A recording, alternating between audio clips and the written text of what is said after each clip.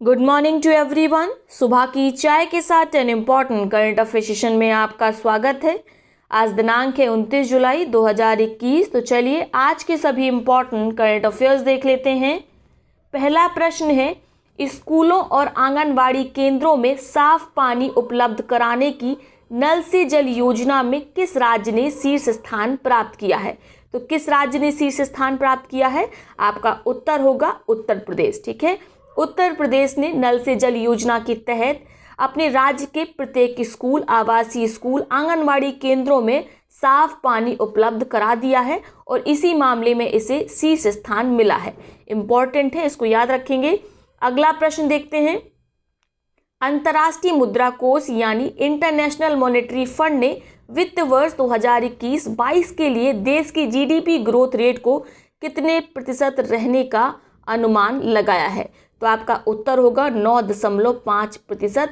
IMF ने वर्ष 2021-22 के लिए जीडीपी ग्रोथ रेट को 9.5% रहने का अनुमान लगाया है।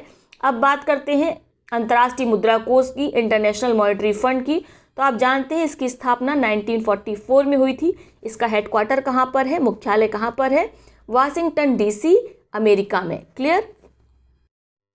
अगला प्रश्न है, US agency for international development USAID ने किसे अपना मिशन निर्देशक यानी मिशन डायरेक्टर नियुक्त किया है? तो ये है इंडियन ओरिजिन की अमेरिकी यानी भारतीय मूल की अमेरिकी वीना रेड्डी, जिन्हें हाल ही में मिशन निर्देशक बनाया गया है US agency for international development का। इस एजेंसी की स्थापना पहले अमेरिका में डेवलपमेंट करने के लिए की गई थी, लेकिन अब यह एजेंसी पूरे विश्व में डेवलपमेंट का कार्य करती है, वो डेवलपमेंट के कार्य जो अमेरिका से समर्थित है। क्लियर। अगला प्रश्न देखते हैं, किस राज्य सरकार ने शुद्ध पेयजल उपलब्ध करवाने के लिए ड्रिंक फ्रॉम टैप योजना को शुरू किया है? तो इसको लगा लीजिए मोस्ट इंपॉर्टेंट, किस राज्य ने ड्रिंक फ्रॉम टैप योजना को शुरू किया है? तो आपका उत्तर होगा उड़ीसा। ठीक है, हाल ही में उड़ीसा के मुख्यमंत्री श्री नवीन पटनायक ने इस योजना को शुरू किया। इसके अंतर्गत उड़ीसा के प्रत्येक राज्य में इस तरह के नलों को लगाया जाएगा जिनसे शुद्ध जल निकलेगा यानी फिल्टर्ड वाटर निकलेगा। तो इससे कई लाभ हैं। सबसे बड़ा लाभ तो पोल्यूशन को लेकर है। कैसे? पोल्यूशन खत्म करने में कुछ प्रकार से मदद मिलेगी, खासकर प्लास्टिक पोल्यूशन। आप जब भी घूमने जाते हैं, आप बाहर होते हैं, तो आप क्या करते हैं? पानी की बोतल खरीदते हैं, जैसे बिसलरी की बोतल खरीद लिया आपने या किसी और की, उसके बाद पानी पीकर बोतल को वहीं पर फेंक देते हैं, जिसके कारण प्लास्टिक पोल्यूशन जनरेट होता है। और अगर आपको शुद्ध पानी नलों से ही मिलेगा तो आप इस तरह की बॉटल्स को नहीं खरीदेंगे। तो ये योजना काफ़ी लाभकारी है, आपको याद रखना है, उड़ीसा ने इसको शुरू किया है। अगला प्रश्न है, विश्व प्रकृति संरक्षण दिवस का आयोजन कब किया जाता है? तो इसका आयोजन प्रत्येक वर्ष किया जाता है 28 जुलाई को, विश्व प्रकृति संरक्षण दिवस। इस दिन को मनाने का जो उद्देश्य है वह क्या है? प्रकृति की रक्षा के प्रति लोगों को जागरूक करना। ठीक है, साथ में जो प्राकृतिक संसाधन है लोग उसका संरक्षण करें, उसका सही से प्रयोग करें, इस संबंध में यह जागरूकता फैलाता है। विश्व प्रकृति संरक्षण दिवस 28 जुलाई। 28 जुलाई को एक और दिन होता है, वह भी आप याद रखेंगे, उसको भी पूछा जाता है। क्या नाम है? विश्व हेपेटाइटिस दिवस। ठीक है, विश्व हेपेटाइटिस दिवस का आयोजन भी 28 जुलाई को किया जाता है। अगला प्रश्न देखते हैं, 2021 में पहली बार विश्व डूबने से बचाव दिवस का आयोजन किस तारीख को किया गया? इंग्लिश में क्या बोलेंगे? वर्ल्ड ड्राउनिंग प्रिवेंशन डे का आयोजन किस डेट को किया गया? तो किस डेट को किया गया? 25 जुलाई को। चूंकि पहली बार किया गया है इसलिए आप इसको याद रखेंगे, हो सकता है नए एग्जामों में पूछ ले जाए। आयोजन किसके द्वारा किया गया? WHO के द्वारा, विश्व स्वास्थ्य संगठन के द्वारा। क्लियर। अगला मोस्ट इंपॉर्टेंट आपका क्वेश्चन है, इसको पहले से ही टिक कर लीजिए। भारत के पूर्व महान खिलाड़ी नंदू नाटेकर का 88 साल की उम्र में निधन हो गया।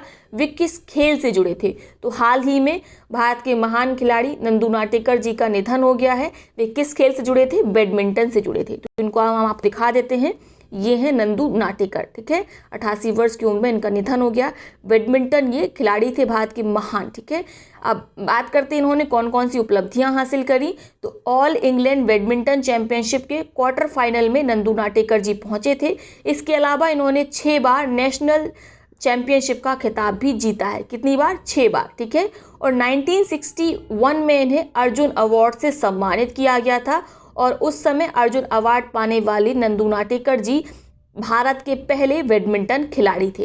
तो ये लाइन इंपॉर्टेंट है, ठीक है। अर्जुन अवार्ड पाने वाली नंदू नाटेकर भारत के पहले बैडमिंटन खिलाड़ी थे और इन्होंने कुल 6 बार नेशनल चैंपियनशिप का खिताब जीता है। क्लियर। अगला प्रश्न देखते हैं। यूनेस्को ने भारत में स्थित हड़प्पा कालीन किस स्थल को विश्व धरोहर सूची में शामिल किया है? तो क्या नाम है स्थल का, हड़प्पा कालीन स्थल का? तो आपका उत्तर होगा धौलावीरा, ठीक है। हाल ही में यूनेस्को ने इसे विश्व धरोहर सूची में शामिल किया है। तो अब भारत से कुल कितने स्थल हो गए हैं जो विश्व धरोहर सूची में शामिल हैं? तो आपका उत्तर होगा 40। धौलावीरा 40वां है, ठीक है।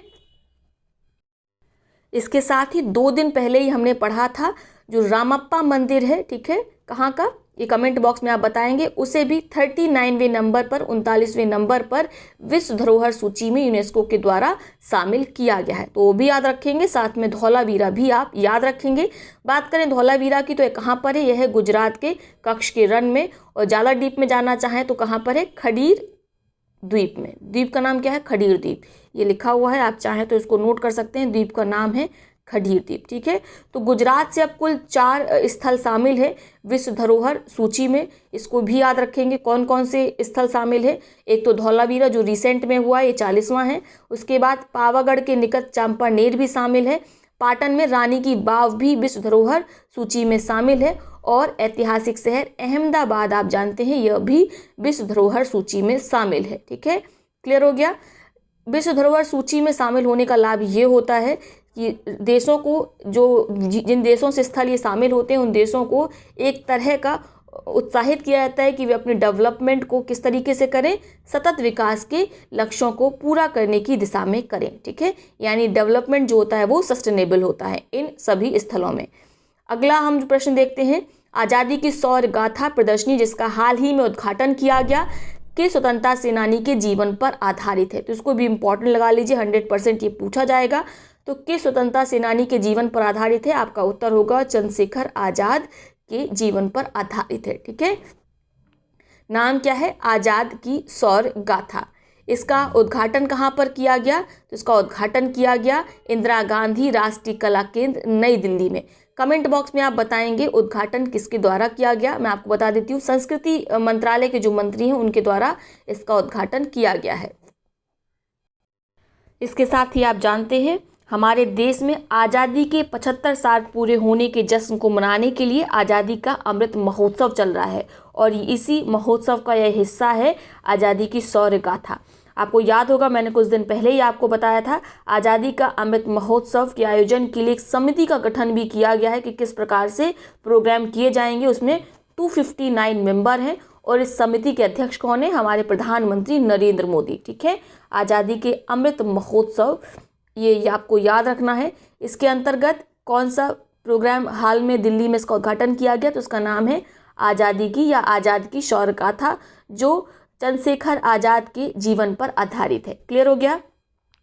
अगला प्रश्न है, भारत का कौन सा शहर 24 घंटे के आधार पर सीधे नल से उच्च गुणवत्ता वाला पेयजल प्राप्ति वाला पहला शहर बन गया है देश का? तो देश का ऐसा पहला शहर बन गया जहां से प्रत्येक नल से आपको फिल्टर्ड वाटर मिलेगा। तो ये कौन सा शहर है? ये है पुरी, उड़ीसा का, जिसके बारे में अभी हमने ऊपर बात की। तो जब पुरी में इस तरह की योजना को लागू कर दिया गया, तभी नवीन पटनायक जी ने सोचा कि इसे पूरे राज्य में लागू करना चाहिए, इसके अपने विशेष लाभ हैं, ठीक है।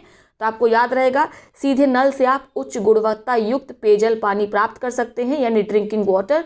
100% ये फिल्टर है, शुद्ध है, ठीक है, और 24 घंटे इसकी आपको प्राप्ति होगी, ठीक है। शहर का नाम क्या है? पुरी, देश का पहला है, इसीलिए ये मोस्ट इम्पॉर्टेंट है, आप इसको याद रखेंगे। क्लियर।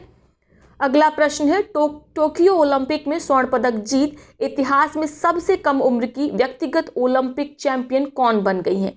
तो इनका नाम है, ये है जापान की मोमिजी निशिया। इसको लगा लीजिए मोस्ट इंपॉर्टेंट। इनकी उम्र 13 साल 330 दिन है शायद, ठीक है, देख लेंगे, ठीक है। 14 साल से ये कुछ कम है, 13 साल 330 ऐसे कुछ इनकी एज है। और ये सबसे कम उम्र की व्यक्तिगत ओलंपिक चैंपियन बन गई हैं जिन्होंने गोल्ड मेडल को जीता है, ठीक है। क्या करती हैं ये? किस क्षेत्र से जुड़ी हैं? तो आपका उत्तर होगा स्केटिंग से। ठीक है, स्केटिंग बोर्ड के लिए इन्होंने गोल्ड मेडल जीता है। इस चैंपियनशिप में जो भी स्केटिंग बोर्ड चैंपियनशिप में जितने भी खिलाड़ी थे वे सब 18 साल से कम थे। सबसे कम उम्र की मोमिजी निशिया ही थी, 13 वर्ष 330 दिन की। ठीक है, जापान की है। दूसरे नंबर पर जिन्हें सिल्वर मेडल मिला वे रायसा लील थी, ये शायद कुछ 14 वर्ष की थी। उसके बाद ये थी दूसरी, थर्ड जो थी जिन्हें ब्रॉन्ज मेडल मिला, फुना नाकायामा, इनकी उम्र महज 16 वर्ष थी। तो तीनों ही 18 वर्ष से कम उम्र की बच्चियां थी या लड़कियां थी, आप याद रखेंगे। ठीक है, इन्हें और जो मोमिजी निशिया हैं ये गोल्ड मेडल जीतने वाली, ठीक है, सबसे कम उम्र की ओलंपिक चैंपियन बन गई हैं। तो मोमिजी निशिया के पहले कौन था सबसे कम उम्र का पदक जीतने वाला, गोल्ड मेडल जीतने वाला? तो ये थी बर्लिन में 1936 के खेलों में जो यूएसए की टीम थी उसमें मार्जोरी गेस्ट्रिंग थी और ये सबसे कम उम्र की उस समय थी। ठीक है, तो ये जो मार्जोरी गेस्ट्रिंग है इन्हीं का रिकॉर्ड तोड़ा गया है। किसके द्वारा?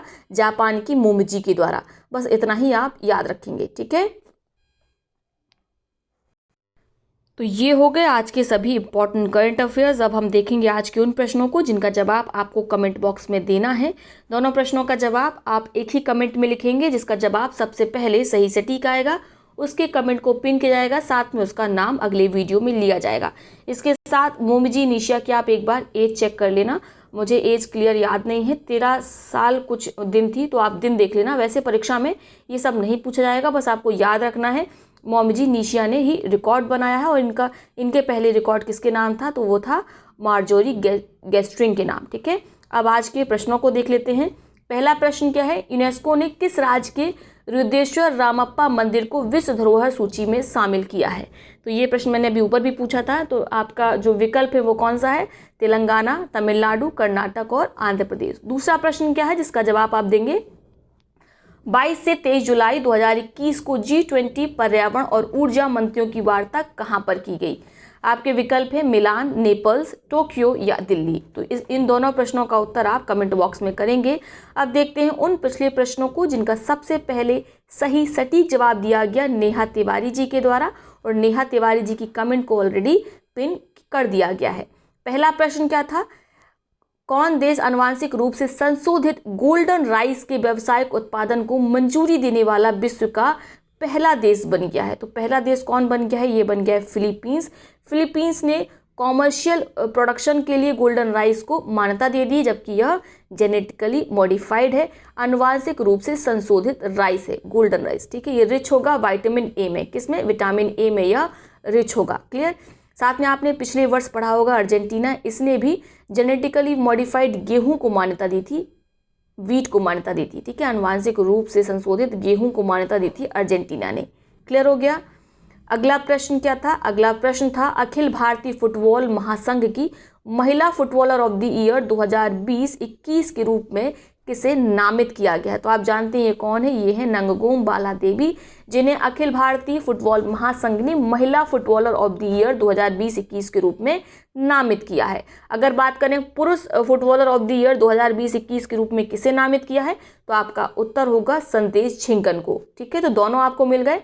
पुरुष फुटबॉलर ऑफ द ईयर है संदेश झिंगन 2020-21 की, वहीं 2020-21 की महिला फुटबॉलर ऑफ द ईयर है नंगगोम बाला देवी।